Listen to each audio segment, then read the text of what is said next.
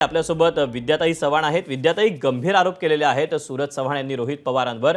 रोहित पवारांकडून पक्षाला बदनाम करण्यासाठी आयटी सेलचा वापर केला जातोय। 5 कोटी रुपये दिले जात आहेत एजन्सीला। काय म्हणणं आहे आपलं या सगळ्यावर? नाही, मला असं वाटतं की आता जे मी तटकऱ्यांचं विधान तुमच्या चॅनलवर ऐकलं एबीपी माझावर, हो, त्याच्यात ते म्हणाले माझे आणि अजितदादांचे 35 वर्षापूर्वीचे संबंध होते आणि आम्हालाही माहिती की त्यांचं खूप मित्रत्वाचं नातं होतं। आणि खरं तर सूरज चव्हाणांना मला हे सांगायचंय की जे आज रोहित दादा करतायत की अजितदादांचा विमानाचा घातपात झाला का म्हणून त्यांनी एवढ्या प्रेस कॉन्फरन्स घेतल्या, इतक्या पोटतिडकीने त्या बोलतायत, ही जबाबदारी खरं तटकऱ्यांची आणि ह्या लोकांची होती। कारण ह्यांचा वेगळा पक्ष म्हणून हे जे आज अजितदादांबद्दल प्रेम दाखवत आहेत, मग हे लोक तेव्हा गप्प काय ह्या विषयावर ते का बोलत नाहीये?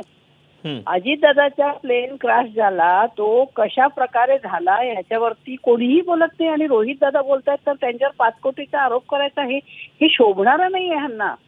खरं तर ही राष्ट्रवादीची जबाबदारी होती। प्रफुल्ल पटेल एवढे वर्ष एव्हिएशन मिनिस्टर होते, तटकऱ्यांचे आणि अजितदादांचे खूप चांगले संबंध होते।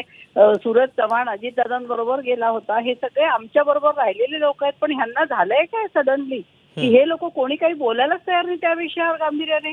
बरं, जय पवार बोलणार होते तर त्यांचीही प्रेस कॉन्फरन्स होऊ शकली नाही।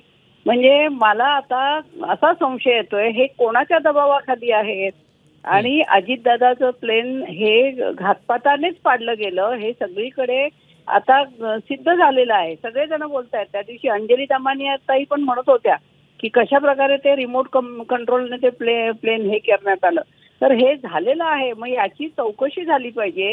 याचा जो FIR आहे तो महाराष्ट्रात होऊ शकला नाही, बारामतीला होऊ शकला नाही, मुंबईत होऊ शकला नाही। एका उपमुख्यमंत्री, एक महाराष्ट्राचा मोठा जाणता नेता अशा प्रकारे त्याचं विमान गेल्यानंतर रोहित दादा त्याची जबाबदारी घेऊन स्वतःच्या जीवावर उदार होऊन ते हे सगळं करतायत। मग हे सगळं होत असताना राष्ट्रवादीचे सगळे लोक म्हणजे जे सांगतात की आमच्या अजितदादांची खूप चांगले हे होते, 35 वर्षाचे संबंध होते, मग तुम्ही या शब्दावर काहीच बोलत नाही। एवढ्या मोठ्या आपल्या नेत्याचा ऍक्सिडेंट झाला, त्यांचं कधी सडनली डेथ झालं, आम्ही कधी स्वप्नातही आम्हाला वाटलं नव्हतं की अजितदादा अशा प्रकारे जातील। म्हणजे हा प्रकार घडवण्यात आलेला आहे। तो कोणी घडवला, का घडवला ह्याची चौकशी होणं, त्याची खरी माहिती लोकांसमोर महाराष्ट्रासमोर येणं हे आवश्यक आहे।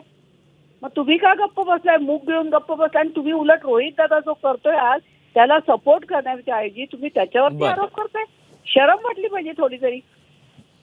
नक्कीच विद्याताई, धन्यवाद आपल्या या सविस्तर प्रतिक्रियेबद्दल। एबीपी माझा, उघडा डोळे बघा नीट।